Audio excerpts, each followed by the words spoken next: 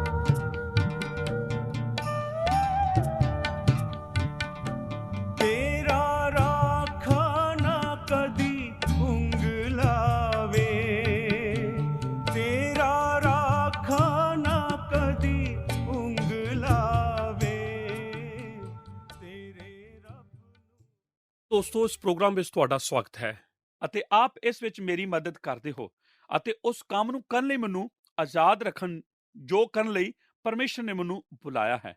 ਇਹ ਕਿੰਨੇ ਆਨੰਦ ਦੀ ਗੱਲ ਹੁੰਦੀ ਹੈ ਕਿ ਆਪ ਸਮਝਦੇ ਹੋ ਕਿ ਇਹ ਕਿਵੇਂ ਕਾਰਜ ਕਰਦਾ ਹੈ। ਇਹ ਤਾਂ ਇੱਕ ਅਦਭੁਤ ਗੱਲ ਹੀ ਹੈ। ਭਾਗ ਹਾਹਾ ਸਮੁੱਚੀ ਕਲੀਸਿਆ ਦਾ ਪ੍ਰਭਾਵਪੂਰਨਤਾ ਅਤੇ ਫਿਰ ਗੌਰ ਕਰੋ ਕਿ ਇਹ ਤਾਂ ਸਿਰਫ ਵਿਸ਼ਵਾਸੀਆਂ ਨੂੰ ਉਤਸ਼ਾਹਿਤ ਕਰਨ ਲਈ ਹੀ ਨਹੀਂ ਹੈ, ਇਹ ਤਾਂ ਸਮੁੱਚੀ ਕਲੀਸਿਆ ਦੀ ਪ੍ਰਭਾਵਪੂਰਨਤਾ ਹੈ। ਪਹਿਲਾ ਕਰੰਥੀਆਂ 12:7 ਦੇ ਵਚਨ ਉੱਤੇ ਗੌਰ ਕਰੋ। ਪਰ ਆਤਮਾ ਦਾ ਪ੍ਰਕਾਸ਼ ਜੋ ਸਭਨਾਂ ਦੇ ਲਾਭ ਲਈ ਹੈ, ਇੱਕ ਇੱਕ ਨੂੰ ਦਿੱਤਾ ਜਾਂਦਾ ਹੈ। ਦੂਸਰੇ ਸ਼ਬਦਾਂ ਵਿੱਚ ਇਸ ਵਿੱਚ ਹਰੇਕ ਸ਼ਾਮਲ ਹੈ ਅਤੇ ਹਰੇਕ ਇਸ ਤੋਂ ਲਾਭ ਉਠਾਉਂਦਾ ਹੈ। ਪਾ ਕੱਕਾ ਕਲੀਸਿਆ ਦਾ ਵਿਸਥਾਰ। ਅਸੀਂ ਕਲੀਸਿਆ ਦੇ ਵਿਸਥਾਰ ਦੀ ਗੱਲ ਕਰ ਚੁੱਕੇ ਹਾਂ। ਇਫਸੀਆਂ 4:16, ਜਿਸ ਤੋਂ ਸਾਰੀ ਦੇਹੀ ਹਰੇਕ ਜੋੜ ਦੀ ਮਦਦ ਨਾਲ ਠੀਕ ਠੀਕ ਜੁੜ ਕੇ ਅਤੇ ਇੱਕ ਇੱਕ ਸੰਗ ਮਿਲ ਕੇ ਇੱਕ ਇੱਕ ਅੰਗ ਦੇ ਵੱਲ ਕੰਮ ਕਰਨ ਅਨੁਸਾਰ ਆਪਣੇ ਆਪ ਨੂੰ ਵਧਾਈ ਜਾਂਦੀ ਹੈ। ਭਾਈ ਉਹ ਪ੍ਰੇਮ ਵਿੱਚ ਆਪਣੀ ਉਸਾਰੀ ਕਰੇ। ਭਾਗ ਖੱਖਾ ਮਸੀਹ ਨੂੰ ਉੱਚਾ ਕਰਨਾ ਅਤੇ ਆਖਰ ਵਿੱਚ ਮਸੀਹ ਦਾ ਉੱਚਾ ਕੀਤਾ ਜਾਣਾ ਹੈ। ਇਹ ਸਭ ਦਾ ਆਖਰੀ ਉਦੇਸ਼ ਕੀ ਹੈ? ਮੇਰੀ ਗੱਲ ਧਿਆਨ ਨਾਲ ਸੁਣੋ। ਅਸੀਂ ਇਹ ਕਿਉਂ ਕਰਦੇ ਹਾਂ? ਕਲੀਸਿਆ ਕਿਉਂ ਹੈ? ਕਲੀਸਿਆ ਪਰਮੇਸ਼ਰ ਦੀ ਮਹਿਮਾ ਲਈ ਹੈ। ਅਤੇ ਗੌਰ ਕਰੋ, ਪਹਿਲਾ ਪੱਤਰ 4:11 ਵਿੱਚ ਇਹ ਕੀ ਆਖਦਾ ਹੈ? ਜੋ ਕੋਈ ਗੱਲ ਕਰੇ ਤਾਂ ਉਹ ਪਰਮੇਸ਼ਰ ਦੀਆਂ ਬਾਣੀਆਂ ਅਨੁਸਾਰ ਕਰੇ। ਜੋ ਕੋਈ ਟਹਿਲ ਕਰੇ ਤਾਂ ਉਹ ਸਾਮਰਥ ਦੇ ਅਨੁਸਾਰ ਕਰੇ ਜੋ ਪਰਮੇਸ਼ਰ ਦਿੰਦਾ ਹੈ। ਹੁਣ ਇਸ ਦਾ ਉਦੇਸ਼ ਇਹ ਹੈ, ਹੁਣ ਗੌਰ ਨਾਲ ਸੁਣੋ। ਆਖਰੀ ਵਚਨ ਮੇਰੇ ਨਾਲ ਮਿਲ ਕੇ ਉੱਚੀ ਆਵਾਜ਼ ਵਿੱਚ ਪੜੋ। ਇਸ ਦਾ ਆਰੰਭ ਪਾਈ ਸ਼ਬਦ ਨਾਲ ਹੁੰਦਾ ਹੈ ਕਿ ਆਪ ਤਿਆਰ ਹੋ। ਉਹੀ ਇਸ ਦਾ ਉਦੇਸ਼ ਹੈ। ਭਾਈ ਸਭਨਾਂ ਗੱਲਾਂ ਵਿੱਚ ਯਿਸੂ ਮਸੀਹ ਦੇ ਰਾਹੀਂ ਪਰਮੇਸ਼ਰ ਦੀ ਮਹਿਮਾ ਕੀਤੀ ਜਾਵੇ, ਜਿਸ ਦੀ ਮਹਿਮਾ ਅਤੇ ਪ੍ਰਕਾਸ਼ ਯੁੱਗੋ ਯੁੱਗ ਹੈ। ਆਮੀਨ। ਸਾਡੇ ਵਰਦਾਨਾਂ ਨੂੰ ਇਕੱਠਿਆਂ ਇਸਤੇਮਾਲ ਕਰਨ ਦਾ ਉਦੇਸ਼ ਕੀ ਹੈ? ਇਹ ਇਸ ਤਰ੍ਹਾਂ ਹੈ, ਸਰਬ ਸ਼ਕਤੀਮਾਨ ਪਰਮੇਸ਼ਰ ਉੱਪਰੋਂ ਸਵਰਗ ਵਿੱਚ ਸਾਨੂੰ ਇੱਕ ਕਲੀਸਿਆ ਵਜੋਂ ਤੱਕਦਾ ਹੈ ਅਤੇ ਜਦੋਂ ਉਹ ਸਾਨੂੰ ਸਾਰਿਆਂ ਨੂੰ ਆਪਣੇ ਵਰਦਾਨਾਂ ਦਾ ਇਸਤੇਮਾਲ ਉਸ ਦੇਹ ਵਿੱਚ ਸੇਵਾ ਕਰਨ ਲਈ ਇਸਤੇਮਾਲ ਕਰਦਿਆਂ ਤੱਕਦਾ ਹੈ, ਜਿਵੇਂ ਕਰਨ ਲਈ ਉਸ ਨੇ ਸਾਨੂੰ ਬੁਲਾਇਆ ਹੈ। ਉਸ ਦੀ ਮਹਿਮਾ ਕੀਤੀ ਜਾਂਦੀ ਹੈ, ਉਸ ਦਾ ਆਦਰ ਕੀਤਾ ਜਾਂਦਾ ਹੈ ਅਤੇ ਉਸ ਮੁਤਾਬਿਕ ਠਹਿਰਦਾ ਹੈ। ਜਦੋਂ ਉਹ 20% ਲੋਕਾਂ ਨੂੰ 80% ਕੰਮ ਕਰਦੇ ਤੱਕਦਾ ਹੈ। ਮੈਂ ਨਹੀਂ ਸੋਚਦਾ ਕਿ ਉਹ ਮੁਬਾਰਕ ਠਹਿਰਦਾ ਹੈ। ਮੈਂ ਸੋਚਦਾ ਹਾਂ ਕਿ ਪਰਮੇਸ਼ਰ ਆਪਣੇ ਲੋਕਾਂ ਨੂੰ ਸੇਵਾ ਵਿੱਚ ਸ਼ਾਮਲ ਹੋਣ ਦੀ ਖੁਆਇਸ਼ ਰੱਖਦਾ ਹੈ ਅਤੇ ਉਸ ਨੇ ਸਾਡੇ ਵਿੱਚ ਹਰੇਕ ਨੂੰ ਉਸ ਉਦੇਸ਼ ਲਈ ਵਰਦਾਨ ਦਿੱਤੇ ਹੋਏ ਹਨ। ਵਰਦਾਨਾਂ ਨਾਲ ਸੰਬੰਧਿਤ ਸਮੱਸਿਆਵਾਂ। ਹੁਣ ਜਦੋਂ ਵੀ ਕਦੇ ਆਪ ਆਤਮਾ ਦੇ ਵਰਦਾਨਾਂ ਦੀ ਗੱਲ ਕਰਦੇ ਹੋ ਤਦ ਹਮੇਸ਼ਾ ਹੀ ਕੁਝ ਮਸਲੇ ਸਾਹਮਣੇ ਆਉਂਦੇ ਹਨ ਅਤੇ ਲੋਕ ਪਰੇ ਹੋ ਜਾਂਦੇ ਹਨ ਅਤੇ ਮੈਂ ਕੁਝ ਪਲਾਂ ਦੇ ਲਈ ਆਪ ਨਾਲ ਇਹਨਾਂ ਵਰਦਾਨਾਂ ਨਾਲ ਸੰਬੰਧਿਤ ਕੁਝ ਸਮੱਸਿਆ ਬਾਰੇ ਗੱਲ ਕਰਨੀ ਚਾਹੁੰਦਾ ਹਾਂ। ਜਦੋਂ ਅਸੀਂ ਵਰਦਾਨਾਂ ਦੇ ਪਾਏ ਜਾਣ ਬਾਰੇ ਗੱਲ ਕਰਨੀ ਆਰੰਭ ਕਰਦੇ ਹਾਂ ਤਦ ਅਸੀਂ ਇਸ ਦੇ ਆਧਾਰ ਤੋਂ ਕਿਧਰੇ ਦੂਰ ਚਲੇ ਜਾਂਦੇ ਹਾਂ। ਭਾਗ ਊੜਾ ਆਤਮਿਕਤਾ ਨਾਲ ਸੰਬੰਧਿਤ ਸਮੱਸਿਆਵਾਂ। ਜੀ ਹਾਂ, ਸਭ ਤੋਂ ਪਹਿਲਾਂ ਮੈਂ ਆਪ ਨਾਲ ਉਸ ਬਾਰੇ ਗੱਲ ਕਰ ਲਵਾਂ ਜਿਸ ਨੂੰ ਅਸੀਂ ਆਤਮਿਕਤਾ ਨਾਲ ਸੰਬੰਧਿਤ ਸਮੱਸਿਆ ਆਖ ਸਕਦੇ ਹਾਂ। ਇਹ ਇਸ ਤਰ੍ਹਾਂ ਹੁੰਦਾ ਹੈ, ਮੇਰੇ ਕੋਲ ਨਰੋਇਆ ਕਰਨ ਦਾ ਵਰਦਾਨ ਹੈ ਜਾਂ ਫਿਰ ਮੇਰੇ ਕੋਲ ਦਿਆਲਗੀ ਦਾ ਵਰਦਾਨ ਹੈ। ਤੁਹਾਡਾ ਵਰਦਾਨ ਕੀ ਹੈ? ਆਪ ਨੂੰ ਪਤਾ ਹੈ ਕਿ ਅਸਾਂ ਸਭਨਾਂ ਵਿੱਚ ਬਹੁਤ ਸਾਰਾ ਘਮੰਡ ਪਾਇਆ ਜਾਂਦਾ ਹੈ। ਇਹ ਸਾਡੇ ਲਈ ਬਹੁਤ ਕਠਿਨ ਹੈ। ਆਪ ਜਾਣਦੇ ਹੋ ਕਿ ਜਦੋਂ ਅਸੀਂ ਪਰਮੇਸ਼ਰ ਲਈ ਵੀ ਕੁਝ ਕਰਦੇ ਹਾਂ ਤਦ ਸਾਡਾ ਘਮੰਡ ਇਸ ਵਿੱਚ ਆ ਕੇ ਇਸ ਨੂੰ ਤਬਾਹ ਕਰ ਦਿੰਦਾ ਹੈ। ਮੈਂ ਆਪ ਨੂੰ ਕੁਝ ਦੱਸ ਦਵਾਂ ਬਸ, ਕਿਉਂਕਿ ਆਪ ਕੋਲ ਕੋਈ ਆਤਮਿਕ ਦਾਤ ਹੈ। ਇਹ ਆਪ ਨੂੰ ਆਤਮਿਕ ਨਹੀਂ ਬਣਾ ਦਿੰਦਾ। ਕੀ ਆਪ ਸਮਝਦੇ ਹੋ ਜੋ ਮੈਂ ਆਖ ਰਿਹਾ ਹਾਂ? ਆਪ ਨੂੰ ਪਤਾ ਹੈ, ਹੋ ਸਕਦਾ ਹੈ ਆਪ ਇਸ ਬਾਰੇ ਮੇਰੇ ਨਾਲ ਬਹਿਸ ਵੀ ਕਰਨਾ ਚਾਹੋ। ਜੇਕਰ ਅਸੀਂ ਪਹਿਲਾ ਕਰੰਥੀਆਂ ਦੀ ਪੱਤਰੀ ਦੇ ਵਚਨਾਂ ਨੂੰ ਆਪਣੇ ਵਿਸ਼ੇ ਬਾਰੇ ਗੌਰ ਕਰਨ ਲਈ ਆਧਾਰ ਵਜੋਂ ਇਸਤੇਮਾਲ ਨਾ ਕਰ ਰਹੇ ਹੁੰਦੇ, ਮੇਰੀ ਖੁਆਇਸ਼ ਹੈ ਕਿ ਆਪ ਪਰਮੇਸ਼ਰ ਦੀ ਬਾਣੀ ਵਿੱਚ ਆਪ ਕੁਝ ਵੇਖਦੇ ਜੋ ਮੇਰੀ ਗੱਲ ਨੂੰ ਸਿੱਧ ਕਰੇਗਾ। ਪਹਿਲਾ ਕਰੰਥੀਆਂ 1:7 ਵਿੱਚ ਪੌਲੁਸ ਕਰੰਥੀਆਂ ਸ਼ਹਿਰ ਦੇ ਮਸੀਹ ਵਿਸ਼ਵਾਸੀਆਂ ਨੂੰ ਲਿਖ ਰਿਹਾ ਹੈ। ਗੌਰ ਕਰੋ ਕਿ ਉਹ ਉਹਨਾਂ ਦੇ ਵਰਦਾਨ ਪਾਏ ਹੋਣ ਬਾਰੇ ਉਹਨਾਂ ਨੂੰ ਕੀ ਆਖਦਾ ਹੈ। ਉਹ ਆਖਦਾ ਹੈ, ਇੱਥੋਂ ਤੱਕ ਕਿ ਜੋ ਤੁਹਾਨੂੰ ਕਿਸੇ ਦਾਤ ਵਿੱਚ ਘਾਟਾ ਨਹੀਂ ਹੈ, ਜਦ ਕਿ ਤੁਸੀਂ ਸਾਡੇ ਪ੍ਰਭੂ ਯਿਸੂ ਮਸੀਹ ਦੇ ਪ੍ਰਗਟ ਹੋਣ ਦੀ ਉਡੀਕ ਕਰਦੇ ਹੋ। ਕੀ ਆਪ ਜਾਣਦੇ ਹੋ ਕਿ ਉਸਨੇ ਕਰੰਥੀਆਂ ਸ਼ਹਿਰ ਵਿੱਚ ਪਾਈ ਜਾਣ ਵਾਲੀ ਇਸ ਕਲੀਸਿਆ ਦੇ ਬਾਰੇ ਕੀ ਆਖਿਆ ਸੀ? ਉਹਨਾਂ ਕੋਲ ਹਰੇਕ ਦਾਤ ਸੀ।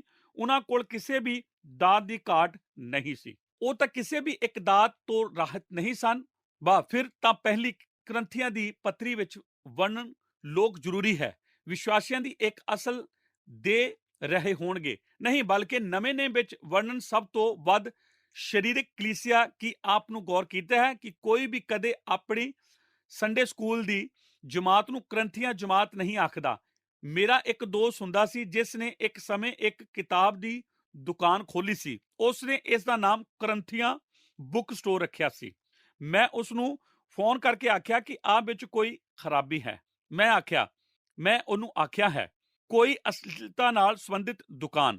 ਉਸ ਨੇ ਆਖਿਆ ਤੁਹਾਡਾ ਕੀ ਭਾਵ ਹੈ? ਮੈਂ ਆਖਿਆ ਕਰੰਥੀਆਂ ਦੇ ਲੋਕ ਉਸ ਤਰ੍ਹਾਂ ਦੇ ਲੋਕ ਨਹੀਂ ਹਨ ਜਿਨ੍ਹਾਂ ਦਾ ਜ਼ਿਕਰ ਆਪ ਰੂਹਾਨੀਅਤ ਦਾ ਜ਼ਿਕਰ ਕਰਦੇ ਵਕਤ ਕਰਨਾ ਚਾਹੋ। ਕੀ ਆਪ ਜਾਣਦੇ ਹੋ ਉਸ ਨੇ ਉਹ ਨਾਮ ਹਟਾ ਦਿੱਤਾ ਅਤੇ ਨਵੇਂ ਸਿਰੋਂ ਆਰੰਭ ਕੀਤਾ। ਮੇਰਾ ਦੋਸਤ ਇਸ ਗੱਲ ਦਾ ਫੈਸਲਾ ਸਹੀ ਤਰੀਕੇ ਨਾਲ ਕਰ ਸਕਿਆ ਸੀ ਕਿਉਂਕਿ ਕਰੰਥੀਆਂ ਦੇ ਲੋਕ ਇਹੋ ਜਿਹੇ ਨਹੀਂ ਸਨ ਜਿਨ੍ਹਾਂ ਬਾਰੇ ਆਪ ਲਿਖੋ। 3 ਦੇ ਵਚਨਾਂ ਬਾਰੇ ਗੌਰ ਕਰੋ। ਤੁਸੀਂ ਹੁਣ ਤੱਕ ਸਰੀਰਕ ਹੋ, ਕਿਉਂਕਿ ਜਦੋਂ ਜਲਨ ਅਤੇ ਝਗੜੇ ਤੁਹਾਡੇ ਵਿੱਚ ਹਨ ਤਾਂ ਕੀ ਤੁਸੀਂ ਸਰੀਰਕ ਨਹੀਂ ਅਤੇ ਇਨਸਾਨੀ ਚਾਲ ਨਹੀਂ ਚੱਲਦੇ ਹੋ? ਕਿ ਕਰੰਥੀਆਂ ਦੀ ਕਲੀਸਿਆ ਆਤਮਿਕ ਸੀ? ਸੁਣਦੇ ਹੋ ਕਿ ਉਹ ਆਤਮਿਕ ਸਨ? ਨਹੀਂ, ਉਹ ਤਾਂ ਸਰੀਰਕ ਸਨ। ਕਿ ਉਹਨਾਂ ਕੋਲ ਆਤਮਿਕ ਦਾਤਾ ਸਨ? ਜੀ ਹਾਂ, ਪੌਲੁਸ ਆਖਦਾ ਹੈ ਉਹਨਾਂ ਕੋਲ ਤਾਂ ਹਰੇਕ ਦਾਤ ਸੀ। ਠੀਕ ਇਸੇ ਕਰਕੇ ਆਤਮਿਕਤਾ ਅਤੇ ਆਤਮਿਕ ਦਾਤਾਂ ਇੱਕ ਹੀ ਚੀਜ਼ ਹਨ। ਮੇਰੇ ਦੋਸਤੋ, ਤੁਹਾਨੂੰ ਇੱਕ ਆਤਮਿਕ ਦਾਤ ਬਖਸ਼ੀ ਗਈ ਹੈ, ਪਰ ਜੇਕਰ ਆਪ ਪ੍ਰਭੂ ਦੇ ਨਾਲ ਨਹੀਂ ਚੱਲਦੇ ਤਦ ਆਪ ਤਾਂ ਬਸ ਇਸ ਜਗਤ ਵਿਚਲੇ ਕਿਸੇ ਵੀ ਮਨੁੱਖ ਦੀ ਤਰ੍ਹਾਂ ਹੀ ਸਰੀਰਕ ਅਤੇ ਘਟੀਆ ਆਤਮਿਕ ਵਾਲੇ ਹੀ ਹੋ ਸਕਦੇ ਹੋ, ਅਤੇ ਆਪ ਨੂੰ ਇਹ ਯਾਦ ਰੱਖਣ ਦੀ ਜ਼ਰੂਰਤ ਹੈ। ਆਪ ਆਖਦੇ ਹੋ, ਜੀ ਹਾਂ, ਮੈਂ ਖੋਜ ਲਿਆ ਹੈ ਕਿ ਮੇਰੀ ਦਾਤ ਕੀ ਹੈ, ਹੁਣ ਮੈਂ ਪੂਰੀ ਤਰ੍ਹਾਂ ਆਜ਼ਾਦ ਹਾਂ। ਨਹੀਂ, ਆਪ ਖੋਜ ਲੈਂਦੇ ਹੋ ਕਿ ਆਪ ਦੀ ਦਾਤ ਕੀ ਹੈ, ਅਤੇ ਇਹ ਤਾਂ ਸਿਰਫ ਆਰੰਭ ਹੈ। ਫਿਰ ਬੈਰੀ ਆਉਂਦਾ ਹੈ ਅਤੇ ਉਸ ਵਰਦਾਨ ਨੂੰ ਬਦਲ ਕੇ ਕਿਸੇ ਹੋਰ ਉਦੇਸ਼ ਲਈ ਇਸਤੇਮਾਲ ਕਰਨ ਦੀ ਕੋਸ਼ਿਸ਼ ਕਰਦਾ ਹੈ। ਦਾਤ ਪਾਉਣਾ ਅਤੇ ਆਤਮਿਕਤਾ ਇੱਕ ਦੂਸਰੇ ਤੋਂ ਤੁਲ ਨਹੀਂ ਹੈ। ਭਾਗ ਐੜਾ ਮਾਹਿਰ ਹੋਰ ਦੀ ਸਮੱਸਿਆ। ਦੂਸਰੀ ਗੱਲ, ਮਿਹਨਤ ਦੀ ਸਮੱਸਿਆ ਬਾਰੇ ਗੌਰ ਕਰੋ ਅਤੇ ਪਿਛਲੇ 30 ਤੋਂ ਵੀ ਵੱਧ ਸਾਲਾਂ ਦੀ ਆਪਣੀ ਪ੍ਰਚਾਰ ਸੇਵਾ ਦੇ ਦੌਰਾਨ ਮੈਂ ਇਸ ਬਾਰੇ ਬਹੁਤ ਕੋਸ਼ਿਸ਼ ਕੀਤੀ ਹੈ, ਅਤੇ ਇਸ ਤਰ੍ਹਾਂ ਮੈਂ ਇੱਕ ਵਾਰ ਜਦੋਂ ਮੈਂ ਆਪਣੀ ਦਾਤ ਖੋਜ ਲੈਂਦਾ ਹਾਂ ਤਦ ਮੈਂ ਕਿਸੇ ਹੋਰ ਖੇਤਰ ਵਿੱਚ ਸੇਵਾ ਕਰਨ ਲਈ ਜ਼ਿੰਮੇਵਾਰ ਨਹੀਂ ਰਹਿਣਾ। ਇਹ ਇਸ ਤਰ੍ਹਾਂ ਹੁੰਦਾ ਹੈ ਕਿ ਪਾਸਵਾਨ, ਮੈਂ ਜਾਣਦਾ ਹਾਂ ਆਪ ਹਰ ਸਾਲ ਭੰਡਾਰੀਪਨ ਬਾਰੇ ਪ੍ਰਚਾਰ ਕਰਦੇ ਹੋ, ਪਰ ਮੇਰੇ ਕੋਲ ਦੇਣ ਦਾ ਵਰਦਾਨ ਨਹੀਂ ਹੈ, ਇਸ ਕਰਕੇ ਇਹ ਮੇਰੇ ਲਈ ਕੋਈ ਮਾਇਨਾ ਨਹੀਂ ਰੱਖਦਾ। ਆਪ ਸੋਚਦੇ ਹੋ ਮੈਂ ਤਾਂ ਮਜ਼ਾਕ ਕਰ ਰਿਹਾ ਹਾਂ? ਕਿ ਆਪ ਨਹੀਂ ਸੋਚਦੇ? ਜਾਂ ਮੈਂ ਜਾਣਦਾ ਹਾਂ ਪ੍ਰਚਾਰਕ ਸਾਨੂੰ ਗਵਾਹੀ ਦੇਣੀ ਚਾਹੀਦੀ ਹੈ, ਪਰ ਮੇਰੇ ਕੋਲ ਤਾਂ ਪ੍ਰਚਾਰ ਕਰਨ ਦਾ ਵਰਦਾਨ ਨਹੀਂ ਹੈ, ਇਸ ਕਰਕੇ ਮੈਨੂੰ ਇਹ ਨਹੀਂ ਕਰਨਾ ਪੈਣਾ। ਹੁਣ ਮੈਨੂੰ ਇੱਕ ਵਾਰ ਫਿਰ ਆਪ ਲਈ ਸਿੱਧ ਕਰਨਾ ਪੈਣਾ ਹੈ, ਅਤੇ ਮੈਂ ਇਹ ਕਰਨ ਦੀ ਬਹੁਤ ਕੋਸ਼ਿਸ਼ ਕੀਤੀ ਹੈ। ਇੱਕ ਪਾਸਵਾਨ ਉਸਤਾਦ ਦਾ ਉਦੇਸ਼ ਕਲੀਸਿਆ ਦੀ ਉਸਾਰੀ ਕਰਨਾ ਹੈ। ਇਹ ਸ਼ਬਦ ਉਸਾਰਨਾ ਦਾ ਅਰਥ ਹੁੰਦਾ ਹੈ ਉਨਤੀ ਕਰਨਾ। ਠੀਕ, ਪਹਿਲਾ ਤੁਸਨਿਲੀਕਿਆ 5:11 ਦੇ ਵਿੱਚ ਇਸ ਤਰ੍ਹਾਂ ਲਿਖਿਆ ਹੈ। ਸਮੁੱਚੀ ਕਲੀਸਿਆ ਨਾਲ ਗੱਲ ਕਰਦਿਆਂ ਪੌਲੁਸ ਲਿਖਦਾ ਹੈ, ਇੱਕ ਦੂਏ ਦੀ ਉਨਤੀ ਕਰੋ। ਸੇਵਾ ਜਾਂ ਮਦਦ ਕਰਨ ਦੇ ਵਰਦਾਨ ਦਾ ਉਦੇਸ਼ ਪਹੁੰਚ ਬਣਾਉਣਾ ਅਤੇ ਹੌਸਲਾ ਦੇਣਾ, ਅਤੇ ਸਾਡੇ ਸੇਵਾ ਜਾਂ ਮਦਦ ਕਰਨ ਦੇ ਵਰਦਾਨ ਦੇ ਦੁਆਰਾ ਦੂਸਰਿਆਂ ਦੀ ਮਦਦ ਕਰਨਾ ਹੁੰਦਾ ਹੈ। ਗਲਾਤੀਆ 5:13 ਦੇ ਵਚਨ ਵਿੱਚ ਇਸ ਤਰ੍ਹਾਂ ਹੈ, ਸਮੁੱਚੀ ਕਲੀਸਿਆ ਨੂੰ ਆਖਦਾ ਹੈ ਪੌਲੁਸ, ਪ੍ਰੇਮ ਦੇ ਰਾਹੀਂ ਇੱਕ ਦੂਏ ਦੀ ਟਹਿਲ ਸੇਵਾ ਕਰੋ। ਸਿੱਖਿਆ ਦੇਣਾ ਵਰਦਾਨ ਦਾ ਉਦੇਸ਼ ਹਦਾਇਤਾਂ ਦੇਣਾ ਅਤੇ ਉੱਥੇ ਚਾਨਣ ਕਰਨਾ ਹੁੰਦਾ ਹੈ ਜਿੱਥੇ ਸਮਝ ਦੇ ਅਨੁਸਾਰ ਹਨੇਰਾ ਹੋਵੇ। ਪਰ ਉਹ ਮਹਾਨ ਹੁਕਮ ਜੋ ਸਮੁੱਚੀ ਕਲੀਸਿਆ ਨੂੰ ਦਿੱਤਾ ਗਿਆ ਸੀ, ਉਹ ਆਖਦਾ ਕਿ ਸਾਨੂੰ ਉਹਨਾਂ ਨੂੰ ਸਿੱਖਿਆ ਦੇਣੀ ਪੈਣੀ ਹੈ ਕਿ ਉਹ ਉਹਨਾਂ ਸਾਰੇ ਗੱਲਾਂ ਦੀ ਪਾਲਣਾ ਕਰਨ। ਇਹ ਪਰਮੇਸ਼ਵਰ ਵੱਲੋਂ ਸਾਨੂੰ ਦਿੱਤੀ ਵਿਸ਼ਾਪਨ ਚੁਣੌਤੀ ਦਾ ਇੱਕ ਹਿੱਸਾ ਹੈ। ਤਾੜਨਾ ਦੇਣ ਦਾ ਵਰਦਾਨ ਉਪਦੇਸ਼ ਕਰਨਾ ਹੈ। ਇਬਰਾਨੀਆਂ 10:25 ਦੇ ਵਚਨ ਆਖਦੇ ਹਨ ਕਿ ਜਦੋਂ ਇੱਕ ਕਲੀਸਿਆ ਤੌਰ ਤੇ ਅਸੀਂ ਇਕੱਠੇ ਹੁੰਦੇ ਹਾਂ ਤਾਂ ਸਾਨੂੰ ਇੱਕ ਦੂਸਰੇ ਨੂੰ ਤਾੜਨਾ ਜਾਂ ਉਪਦੇਸ਼ ਕਰਨਾ ਚਾਹੀਦਾ ਹੈ। ਇਹ ਸਮੁੱਚੀ ਦੇਹੀ ਨੂੰ ਦਿੱਤਾ ਹੁਕਮ ਹੈ। ਦਾਨ ਦੇਣ ਦਾ ਇੱਕ ਵਿਸ਼ੇਸ਼ ਵਰਦਾਨ ਹੈ, ਅਤੇ ਫਿਰ ਵੀ ਬਾਈਬਲ ਸਾਨੂੰ ਦੱਸਦੀ ਹੈ ਕਿ ਹਰੇਕ ਮਨੁੱਖ ਜਿਸ ਤਰ੍ਹਾਂ ਉਹ ਆਪਣੇ ਮਨ ਵਿੱਚ ਧਾਰਦਾ ਹੈ ਉਸ ਨੂੰ ਦੇਣਾ ਚਾਹੀਦਾ ਹੈ। ਇਹ ਸਮੁੱਚੀ ਕਲੀਸਿਆ ਲਈ ਹੈ। ਦੂਸਰਾ ਕਰੰਥੀਆਂ 9:7 ਹਰੇਕ ਜਿਵੇਂ ਉਹਨੇ ਦਿਲ ਵਿੱਚ ਧਾਰਿਆ ਹੈ ਤਿਵੇਂ ਹੀ ਕਰੇ। ਦਿਆਲਗੀ ਦਿਖਾਉਣਾ ਇੱਕ ਵਿਸ਼ੇਸ਼ ਵਰਦਾਨ ਹੈ, ਪਰ ਇਫਸੀਆਂ 4:32 ਦੇ ਵਚਨ ਹਨ, ਤੁਸੀਂ ਇੱਕ ਦੂਏ ਉੱਤੇ ਕਿਰਪਾਵਾਨ ਹੋਵੋ। ਨੇਚਾ ਦਾ ਵੀ ਇੱਕ ਵਿਸ਼ੇਸ਼ ਵਰਦਾਨ ਹੈ, ਪਰ ਪਹਿਲਾ ਕਰੰਥੀਆਂ 5:7 ਦੇ ਵਚਨ ਸਮੁੱਚੀ ਕਲੀਸਿਆ ਨੂੰ ਆਖਦੇ ਹਨ, ਕਿਉਂ ਜੋ ਅਸੀਂ ਨੇਚਾ ਨਾਲ ਚੱਲਦੇ ਹਾਂ, ਨਾ ਵੇਖਣ ਨਾਲ। ਇਹ ਖਾਸ ਵਰਦਾਨ ਖੁਸ਼ਖਬਰੀ ਦਾ ਪ੍ਰਚਾਰ ਕਰਨ ਦਾ ਹੈ, ਪਰ ਰਸੂਲਾਂ ਦੇ ਕਰਤੱਵ 1:8 ਦੇ ਵਚਨ ਹਨ, ਤੁਸੀਂ ਧਰਤੀ ਦੇ ਬੰਨੇ ਤੱਕ ਮੇਰੇ ਗਵਾਹ ਹੋਵੋਗੇ। ਇਸ ਖਾਸ ਵਰਦਾਨ ਆਤਮਾ ਨੂੰ ਪਰਖਣ ਦਾ ਹੈ, ਪਰ ਪਹਿਲਾ ਯੂਹੰਨਾ 4 ਦਾ ਪਹਿਲਾ ਵਚਨ ਸਮੁੱਚੀ ਕਲੀਸਿਆ ਲਈ ਇਹ ਹਨ, ਆਤਮਾ ਨੂੰ ਪਰਖੋ ਭਾਈ ਉਹ ਪਰਮੇਸ਼ਵਰ ਤੋਂ ਹਨ ਕਿ ਨਹੀਂ। ਹੁਣ ਕੀ ਆਪ ਇਹ ਸੰਦੇਸ਼ ਸਮਝਦੇ ਹੋ? ਸਿਰਫ ਇਸ ਕਰਕੇ ਕਿਉਂਕਿ ਤੁਹਾਡੇ ਕੋਲ ਕੋਈ ਵਰਦਾਨ ਹੈ, ਇਸ ਦਾ ਅਰਥ ਇਹ ਨਹੀਂ ਹੁੰਦਾ ਆਪ ਬਾਕੀ ਸਾਰੇ ਆਤਮਿਕ ਕੰਮਾਂ ਨੂੰ ਛੱਡ ਦਿਓ। ਜਦੋਂ ਆਪ ਨੂੰ ਕੋਈ ਵਰਦਾਨ ਦਿੱਤਾ ਗਿਆ ਹੋਵੇ, ਇਸ ਦਾ ਅਰਥ ਇਹ ਹੁੰਦਾ ਹੈ ਕਿ ਪਰਮੇਸ਼ਵਰ ਨੇ ਆਪ ਨੂੰ ਉਸ ਖੇਤਰ ਵਿੱਚ ਖਾਸ ਤੌਰ ਤੇ ਲੈਸ ਕੀਤਾ ਹੈ, ਪਰ ਇਸ ਦਾ ਅਰਥ ਇਹ ਨਹੀਂ ਹੁੰਦਾ ਕਿ ਹੁਣ ਆਪ ਵਿਸ਼ਵਾਸੀ ਹੋਣ ਵਜੋਂ ਹੋਰ ਹਰੇਕ ਜ਼ਿੰਮੇਦਾਰ ਨੂੰ ਛੱਡ ਦਿੰਦੇ ਜਾਂ ਉਸ ਨੂੰ ਅਲੱਗ ਕਰ ਦਿੰਦੇ ਹੋ। ਮੈਨੂੰ ਪਾਸਵਾਨ ਉਸਤਾਦ ਹੋਣ ਦਾ ਵਰਦਾਨ ਦਿੱਤਾ ਗਿਆ ਹੈ ਅਤੇ ਆਗੂ ਹੋਣ ਦਾ ਵਰਦਾਨ, ਪਰ ਮੈਂ ਦੇਣਾ ਨਹੀਂ ਚਾਹੁੰਦਾ, ਅਤੇ ਮੈਨੂੰ ਖੁਸ਼ਖਬਰੀ ਦਾ ਪ੍ਰਚਾਰ ਕਰਨਾ ਚਾਹੀਦਾ ਹੈ, ਅਤੇ ਮੈਨੂੰ ਦਿਆਲਗੀ ਦਿਖਾਉਣੀ ਚਾਹੀਦੀ ਹੈ। ਮੈਨੂੰ ਇਹ ਸਭ ਦਾ ਇੱਕ ਹਿੱਸਾ ਹੋਣਾ ਚਾਹੀਦਾ ਹੈ। ਮੈਂ ਇਹ ਜਾਣਦਾ ਹਾਂ ਕਿ ਮੇਰੇ ਵਰਦਾਨ ਨੇ ਜਿਹੜੇ ਹਨ ਅਤੇ ਮੈਂ ਆਪਣੀ ਤਾਕਤ ਅਤੇ ਸਮਾਂ ਉੱਥੇ ਹੀ ਲਗਾਉਂਦਾ ਹਾਂ। ਜੀ ਹਾਂ, ਇਸ ਨੂੰ ਅਸੀਂ ਇੱਕ ਖਾਸ ਸਮੱਸਿਆ ਆਖਦੇ ਹਾਂ। ਭਾਗ ਈਡੀ, ਸਹਿਮੇ ਕੇਂਦਰਿਤ ਹੋਣ ਦੀ ਸਮੱਸਿਆ। ਆਓ ਅਸੀਂ ਹੁਣ ਅਰਥ ਵਿੱਚ ਸਹਿਮੇ ਕੇਂਦਰਿਤ ਹੋਣ ਦੀ ਸਮੱਸਿਆ ਬਾਰੇ ਗੌਰ ਕਰਦੇ ਹਾਂ। ਇਹ ਸਮੱਸਿਆ ਬਹੁਤ ਹੀ ਰੋਚਕ ਹੈ। ਕੁਝ ਲੋਕ ਸੋਚਦੇ ਹਨ ਕਿ ਆਤਮਾ ਦੇ ਵਰਦਾਨ ਉਹਨਾਂ ਲਈ ਹੀ ਹਨ। ਪਰਮੇਸ਼ਰ ਨੇ ਆਪ ਨੂੰ ਕੋਈ ਅਜਿਹਾ ਵਰਦਾਨ ਨਹੀਂ ਦਿੱਤਾ ਜਿਸ ਨੂੰ ਤੁਸੀਂ ਆਪਣੇ ਆਪ ਲਈ ਖੋਲ ਸਕੋ। ਆਤਮਾ ਦੇ ਵਰਦਾਨ ਆਪ ਵਾਸਤੇ ਦੂਸਰਿਆਂ ਦੀ ਸੇਵਾ ਕਰਨ ਲਈ ਹਨ। ਕਿ ਆਪ ਮੇਰੇ ਨਾਲ ਸਹਿਮਤ ਹੋ? ਕਦੇ ਕਦੇ ਲੋਕ ਇਹੋ ਜਿਹੀਆਂ ਖਾਸ ਥਾਵਾਂ ਉੱਤੇ ਪਹੁੰਚ ਜਾਂਦੇ ਹਨ ਜਿੱਥੇ ਉਹ ਆਪਣੇ ਵਰਦਾਨਾਂ ਨੂੰ ਸ਼ਾਮਲ ਕਰਦੇ ਹਨ। ਕਿ ਆਪ ਇਹ ਜਾਣਦੇ ਹੋ, ਆਤਮਾ ਦਾ ਵਰਦਾਨ ਤੁਹਾਡੇ ਲਈ ਨਹੀਂ ਹਨ, ਉਹ ਦੂਸਰਿਆਂ ਲਈ ਹਨ। ਜੇਕਰ ਆਪ ਆਪਣੇ ਆਪ ਨੂੰ ਆਪਣੇ ਵਰਦਾਨ ਦਾ ਇਸਤੇਮਾਲ ਕਰਦਿਆਂ ਪਾਉਂਦੇ ਹੋ ਜਿੱਥੇ ਕਿ ਆਪ ਇਸ ਨੂੰ ਪੂਰੀ ਤਰ੍ਹਾਂ ਆਪਣੇ ਆਪ ਵਿੱਚ ਸਮਾ ਰਹੇ ਹੋਵੋ, ਤਦ ਆਪ ਮਹਾਦਾਰ ਤੋਂ ਪਰੇ ਹੋ ਚੁੱਕੇ ਹੋ। ਪਰਮੇਸ਼ਰ ਸਾਨੂੰ ਉਹ ਵਰਦਾਨ ਬਖਸ਼ਦਾ ਹੈ ਤਾਂ ਕਿ ਆਪ ਵਰਦਾਨ ਨੂੰ ਦੇਹੀ ਤੱਕ ਪਹੁੰਚਾਉਣ ਵੱਲੋਂ ਹੋਵੋ। ਆਪ ਆਖਦੇ ਹੋ, ਜੀ ਹਾਂ, ਮੈਨੂੰ ਕੀ ਹੋਵੇਗਾ? ਜੀ ਹਾਂ, ਜੋ ਆਪ ਨਾਲ ਵਰਪਦਾ ਹੈ ਉਹ ਇਹ ਹੈ ਕਿ ਆਪ ਆਪਣੇ ਵਰਦਾਨ ਨਾਲ ਦੂਸਰਿਆਂ ਦੀ ਸੇਵਾ ਕਰੋ ਅਤੇ ਦੂਸਰੇ ਆਪਣੇ ਵਰਦਾਨ ਨਾਲ ਵਾਪਸ ਤੁਹਾਡੀ ਸੇਵਾ ਕਰਦੇ ਹਨ। ਅਤੇ ਇਹ ਪਰਮਤ ਸੰਬੰਧ ਕਲੀਸਿਆ ਦੇ ਅੰਦਰ ਦੇ ਵੇਖਣ ਵਾਲੀ ਸਭ ਤੋਂ ਵੱਧ ਖੂਬਸੂਰਤ ਚੀਜ਼ ਹੁੰਦੀ ਹੈ। ਲੋਕੋ, ਮੈਂ ਤੁਹਾਨੂੰ ਸੱਚਾਈ ਦੱਸ ਰਿਹਾ ਹਾਂ। ਜੇਕਰ ਆਪ ਇਸ ਨੂੰ ਨਹੀਂ ਸਮਝ ਰਹੇ ਤਦ ਆਪ ਇਸ ਦੇ ਵੱਲੋਂ ਰਹਿ ਰਹੇ ਹੋ। ਇਹ ਇੱਕ ਮਹਾਨ ਸੱਚਾਈ ਹੈ ਕਿ ਆਪ ਪਰਮੇਸ਼ਰ ਨੂੰ ਆਪ ਦੂਸਰਿਆਂ ਦੀ ਸੇਵਾ ਵਾਸਤੇ ਇੱਕ ਵਰਦਾਨ ਦੇ ਚੁੱਕਾ ਹੈ ਅਤੇ ਉਹ ਦੂਸਰਿਆਂ ਨੂੰ ਉਹ ਵਰਦਾਨ ਦੇ ਚੁੱਕਾ ਹੈ ਜੋ ਆਪ ਨੂੰ ਜ਼ਰੂਰਤ ਹੈ ਕਿ ਉਸ ਦੁਆਰਾ ਆਪ ਦੀ ਸੇਵਾ ਕੀਤੀ ਜਾਏ। ਇਸ ਤਰ੍ਹਾਂ ਕਿ ਆਪ ਜਾਣਦੇ ਹੋ ਕਿ ਇਸ ਦਾ ਅਰਥ ਕੀ ਹੈ। ਜੇਕਰ ਆਪ ਆਪਣਾ ਕਾਰਜ ਨਹੀਂ ਕਰਦੇ, ਜੇਕਰ ਆਪਣੇ ਵਰਦਾਨ ਨਾਲ ਸੇਵਾ ਨਹੀਂ ਕਰਦੇ, ਤਦ ਕੋਈ ਹੋਰ ਸੇਵਾ ਨਹੀਂ ਪਾ ਰਹੇ ਹੋ ਜਿਵੇਂ ਕਿ ਪਰਮੇਸ਼ਰ ਨੇ ਉਹਨਾਂ ਬਾਰੇ ਇਰਾਦਾ ਕੀਤਾ ਸੀ। ਜੇਕਰ ਆਪ ਆਪਣੇ ਵਰਦਾਨ ਨਾਲ ਕੁਝ ਨਹੀਂ ਕਰਦੇ ਤਦ ਮੈਂ ਕੁਝ ਤੋਂ ਵਾਂਝਾ ਰਹਿ ਜਾਵਾਂ ਜੋ ਪਰਮੇਸ਼ਰ ਨੇ ਚਾਹਿਆ ਸੀ। ਆਪ ਕਰਦੇ ਹੋ ਜੋ ਮੈਨੂੰ ਪ੍ਰਭਾਵਿਤ ਕਰਦਾ ਹੈ ਅਤੇ ਇਹ ਇੱਥੇ ਮੌਜੂਦ ਹਰੇਕ ਦੇ ਬਾਰੇ ਸੱਚ ਹੈ। ਪਹਿਲਾ ਕਰੰਥੀਆਂ 12 ਦਾ 7 ਵਚਨ ਇਹ ਆਖਿਆ ਗਿਆ ਹੈ, ਪਰ ਆਤਮਾ ਦਾ ਪ੍ਰਕਾਸ਼ ਹਰੇਕ ਨੂੰ ਦਿੱਤਾ ਗਿਆ ਹੈ ਜਿਸ ਉਦੇਸ਼ ਲਈ, ਸਾਰਿਆਂ ਦੇ ਲਾਭ ਲਈ। ਪਹਿਲਾ ਕਰੰਥੀਆਂ 14 ਦੇ 12। ਇਸ ਤਰ੍ਹਾਂ ਤੁਸੀਂ ਵੀ ਜਾਂ ਆਤਮਿਕ ਦਾਨਾਂ ਨੂੰ ਲੋਚਦੇ ਹੋ ਤਾਂ ਯਤਨ ਕਰੋ ਜੋ ਕਲੀਸਿਆ ਦੇ ਲਾਭ ਲਈ ਤੁਹਾਨੂੰ ਵਾਧਾ ਹੋਵੇ। ਦੂਸਰੇ ਸ਼ਬਦਾਂ ਵਿੱਚ ਕੀ ਤੁਸੀਂ ਜਾਣਦੇ ਹੋ ਕਿ ਉਦੇਸ਼ ਕੀ ਹੈ? ਕਿ ਇਹ ਵਚਨ ਇਸ ਤਰ੍ਹਾਂ ਬਹੁਤ ਸਪਸ਼ਟ ਨਹੀਂ ਹਨ। ਮੇਰਾ ਭਾਵ, ਮੈਨੂੰ ਇਹਨਾਂ ਬਾਰੇ ਵਿਸਥਾਰ ਵਿੱਚ ਨਹੀਂ ਜਾਣਾ ਪੈਣਾ। ਇਹ ਤਾਂ ਬਸ ਉਹੀ ਹੈ ਜੋ ਪਰਮੇਸ਼ਰ ਦਾ ਵਚਨ ਆਖਦਾ ਹੈ। ਆਤਮਿਕ ਵਰਦਾਨ ਬਸ ਇਹੋ ਹੀ ਸਭ ਕੁਝ ਹਨ। ਆਪ ਦਾ ਆਤਮਿਕ ਵਰਦਾਨ ਨੂੰ ਖੋਜਣਾ, ਮਦਦ ਕਰਨ ਵਿੱਚ 5 ਜ਼ਰੂਰੀ ਗੱਲਾਂ ਹਨ। ਇਹਨਾਂ ਨੂੰ ਅਸੀਂ ਬੜੇ ਧਿਆਨ ਦੇ ਨਾਲ ਸੁਣਾਂਗੇ। ਇਹ ਸਵਾਲ ਹੈ, ਮੈਂ ਆਪਣੇ ਵਰਦਾਨ ਨੂੰ ਕਿਵੇਂ ਖੋਜਦਾ ਹਾਂ? ਮੈਂ ਇਸ ਦੀ ਖੋਜ ਕਿਵੇਂ ਕਰਦਾ ਹਾਂ? ਜੀ ਹਾਂ, ਮੈਂ ਸੋਚਦਾ ਹਾਂ ਕਿ ਸਾਡੇ ਵਿੱਚੋਂ ਬਹੁਤ ਸਾਰਿਆਂ ਲਈ ਇਹ ਇੱਕ ਭਿੰਨ ਮਾਰਗ ਹੈ, ਪਰ ਮੈਂ ਆਪ ਨੂੰ ਕੁਝ ਆਮ ਗੱਲ ਦੱਸਣ ਜਾ ਰਿਹਾ ਹਾਂ ਜੋ ਮੇਰੇ ਲੋਕਾਂ ਨੂੰ ਮੈਨੂੰ ਆਖਦਿਆਂ ਵੇਖਿਆ ਹੈ ਅਤੇ ਰਹਿ ਜੋ ਕਿ ਮੈਂ ਆਪਣੇ ਖੁਦ ਦੇ ਜੀਵਨ ਵਿੱਚ ਅਨੁਭਵ ਕੀਤਾ ਹੈ। ਜਾਂਚ ਪੜਤਾਲ। ਪਹਿਲੀ ਗੱਲ ਹੈ ਜਾਂਚ ਪੜਤਾਲ। ਇੱਕ ਕਾਰਨ ਸਾਡੇ ਅੱਜ ਦੇ ਇਸ ਪ੍ਰੋਗਰਾਮ ਦੇ ਇਹੋ ਹੀ ਹੈ। ਅਸੀਂ ਸਭ ਮਿਲ ਕੇ ਇਸ ਦਾ ਅਧਿਐਨ ਕਰਨ ਜਾ ਰਹੇ ਹਾਂ। ਅਸੀਂ ਇਸ ਦੀ ਪੜਤਾਲ ਕਰਨ ਜਾ ਰਹੇ ਹਾਂ। ਆਪ ਜੋ ਵੀ ਪਾਲ ਸਕਦੇ ਹੋ ਆਤਮਿਕ ਵਰਦਾਨ ਬਾਰੇ ਪਾਲੋ। ਆਪ ਜਿੰਨੀ ਵੀ ਜ਼ਿਆਦਾ ਜਾਣਕਾਰੀ ਪ੍ਰਾਪਤ ਕਰ ਸਕਦੇ ਹੋ ਪਾਓ ਕਿ ਆਪ ਇਹਨਾਂ ਵਿੱਚ ਕਿਵੇਂ ਜੁੜਦੇ ਹੋ ਅਤੇ ਆਪ ਕਿੱਥੇ ਹੋ। ਸ਼ਾਮਲ ਹੋਣਾ। ਪਹਿਲੀ ਗੱਲ ਜਾਂਚ ਪੜਤਾਲ। ਦੂਸਰੀ ਗੱਲ ਸ਼ਾਮਲ ਹੋਣਾ, ਆਤਮਿਕ ਕੰਮਾਂ ਵਿੱਚ ਸ਼ਾਮਲ ਹੋਣਾ। ਆਪ ਆਖਦੇ ਹੋ, ਪਾਸਵਾਨ, ਜੋ ਤੱਕ ਮੈਂ ਨਹੀਂ ਜਾਣਦਾ ਮੇਰਾ ਵਰਦਾਨ ਕੀ ਹੈ, ਮੇਰਾ ਕਾਇਫਾ ਹੈ, ਇੱਥੇ ਇੱਕ ਪਾਸੇ ਬੈਠ ਕੇ ਇੰਤਜ਼ਾਰ ਕਰਨ ਜਾ ਰਿਹਾ ਹਾਂ। ਨਹੀਂ ਨਹੀਂ ਨਹੀਂ। ਆਪ ਵਿੱਚੋਂ ਕਿੰਨੇ ਕੁ ਇਹ ਗੱਲਾਂ ਜਾਣਦੇ ਹਨ ਕਿ ਚੱਲਦੀ ਕਾਰ ਨੂੰ ਖੜੀ ਕਾਰ ਨਾਲੋਂ ਘੁਮਾਉਣਾ ਆਸਾਨ ਹੁੰਦਾ ਹੈ?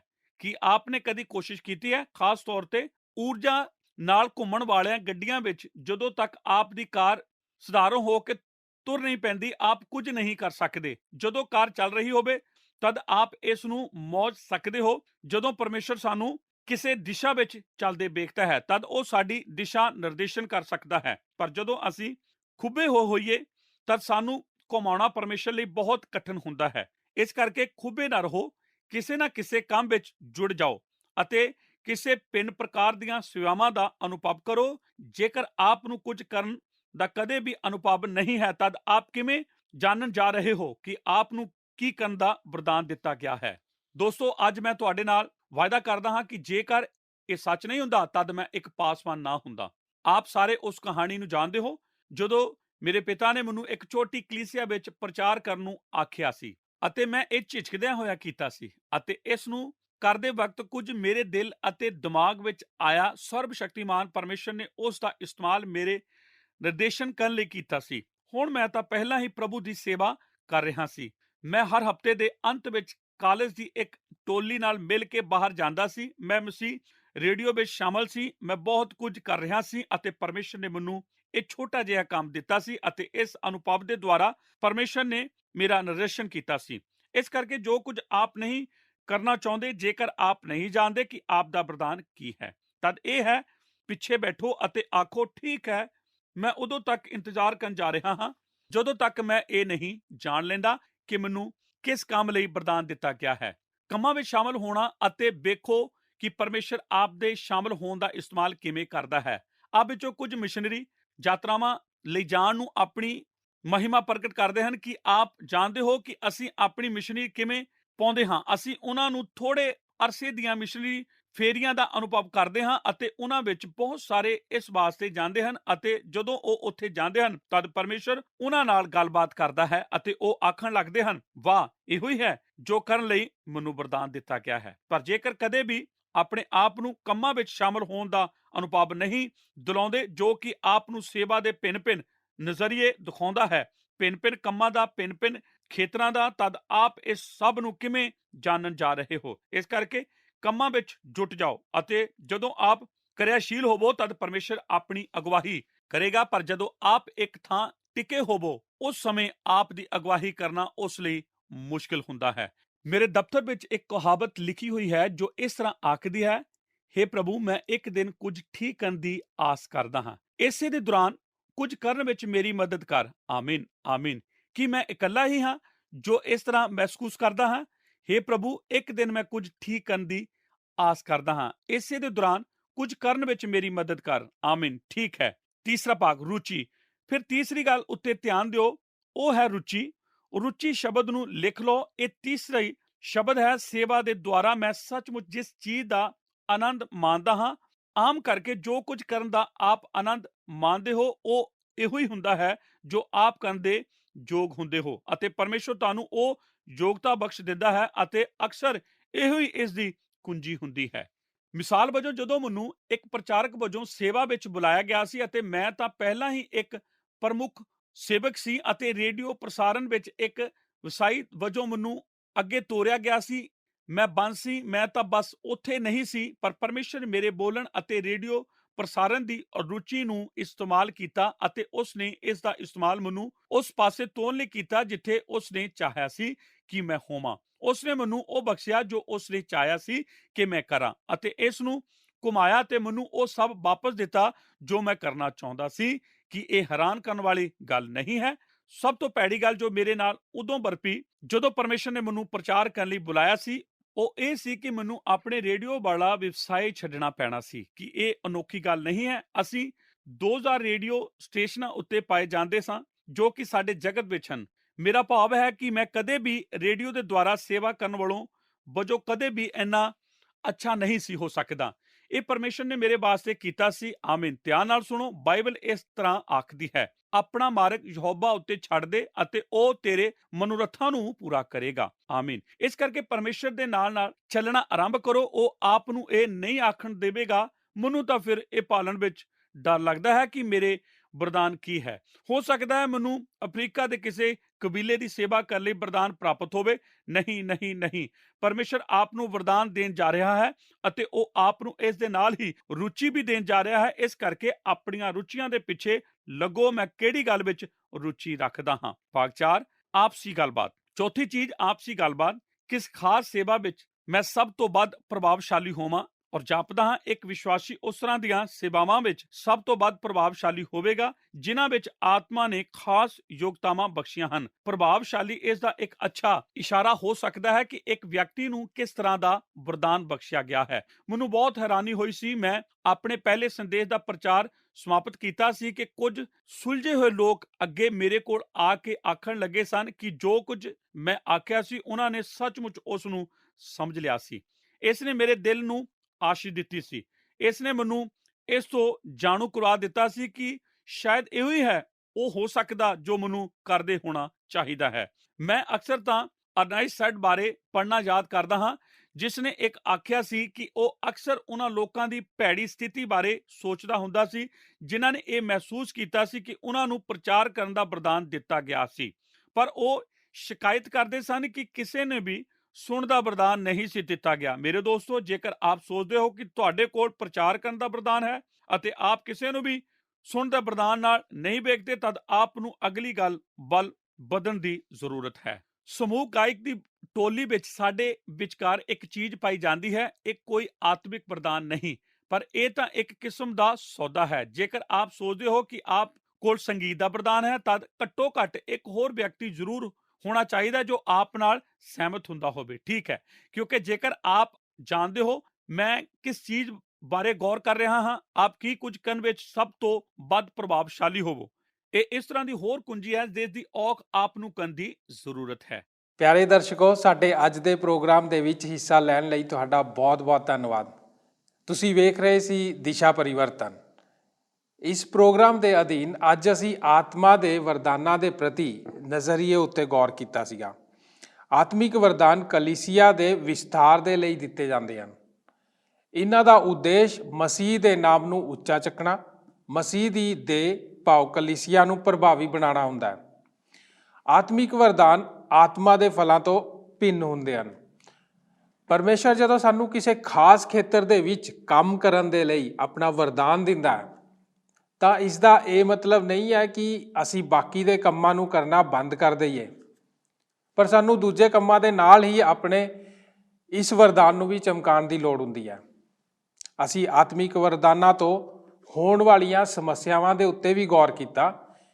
ਇਸ ਤੋਂ ਬਾਅਦ ਅਸੀਂ ਕੁਝ ਨੁਕਤਿਆਂ ਦੇ ਉੱਤੇ ਗੌਰ ਕੀਤਾ ਸੀ ਜੋ ਕਿ ਸਾਡੀ ਮਦਦ ਕਰਦੇ ਹਨ ਕਿ ਅਸੀਂ ਆਪਣੇ ਵਰਦਾਨਾਂ ਨੂੰ ਜਾਣ ਸਕੀਏ ਕਿ ਪਰਮੇਸ਼ਵਰ ਨੇ ਸਾਨੂੰ ਕਿਹੜਾ ਵਰਦਾਨ ਦਿੱਤਾ ਹੈ।